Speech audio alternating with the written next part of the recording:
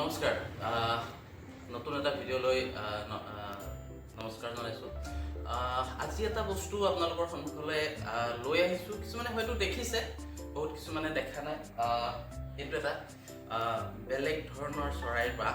হয়তো বহুতে এইটোক চিনি পায়, টুকুৰা চৰাইৰ বাহ। আগতে এনেকুৱা দেখা যায়। প্ৰায় 90 দশকত এটা চিনাকি বস্তু। তামোল গছ, নাৰিকল গছ এইবিলাকত টুকুৰা চৰাই বাহ লৈছিলে।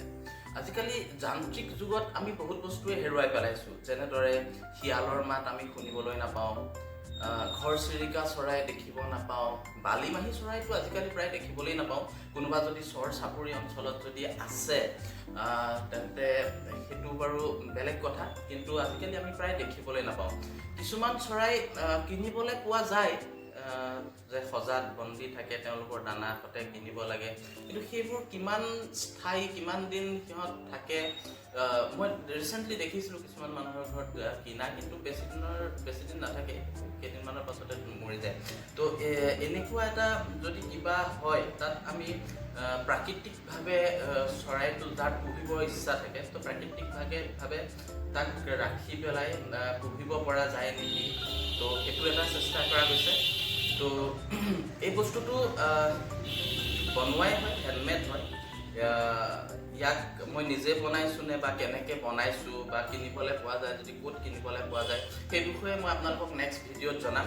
তো এতিয়া আমি এইটো কেনেদৰে আমি চৰাই ৰাখিব পাৰি নে নোৱাৰি, বা চৰাই আহিব নে নাহে, সেই বস্তুটো এবাৰ আমি চেষ্টা কৰি চাওঁ।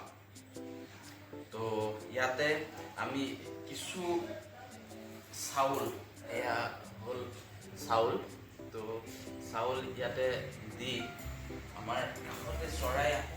তো বহুত মন যায় চৰাই এনেদৰে ৰাখিবৰ, মানে নিজৰ ঘৰৰ কাষত ৰাখিবৰ কাৰণে। আজিকালিতো বহুত দুৰ্লভ, আজিকালি কিজানি শালিকাও মানে খুব কমেই দেখিব পোৱা যায়। সেইকাৰণে এইটো আমি নিজৰ য'ত নেকি আমাৰ চৰাইবোৰ আহে, কেতিয়াবা কিছুমান সৰু সৰু চৰাই যি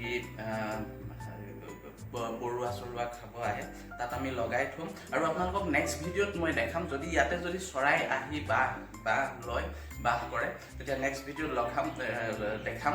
তেতিয়া আপোনালোকৰ বহুতৰে যাৰ প্ৰকৃতিৰ প্ৰতি খুব বেছি মৰম আছে, চৰাই তেনেদৰে প্ৰাকৃতিকভাৱে ৰাখিব বিচাৰে, বিশেষকৈ গুৱাহাটী, তেজপুৰ এইবোৰ জেগাত তেওঁলোকে ফ্লেটৰ ওপৰত বা কিবা কৰি ৰাখিবলৈ তেওঁলোকৰ সুবিধা হ'ব। তো নেক্সট ভিডিঅ'ত যদি চৰাই আহে মই আপোনালোকক দেখাম। এইটো আমি এতিয়া আমাৰ ফ্লেটৰ কাষত ৰখাম।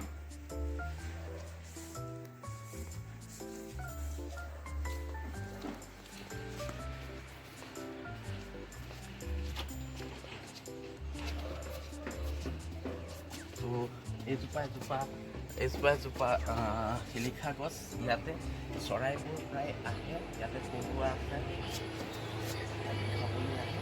ইয়াতে আমি এইটো লগাই ৰাখিম। তো ইয়াতে যদি চৰাই বাস লয়, আপোনালোকক দেখাম নেক্সট ভিডিঅ'ত। তো এইটো বাহ আছে, ইয়াতে আমি চাউল ৰাখিছোঁ।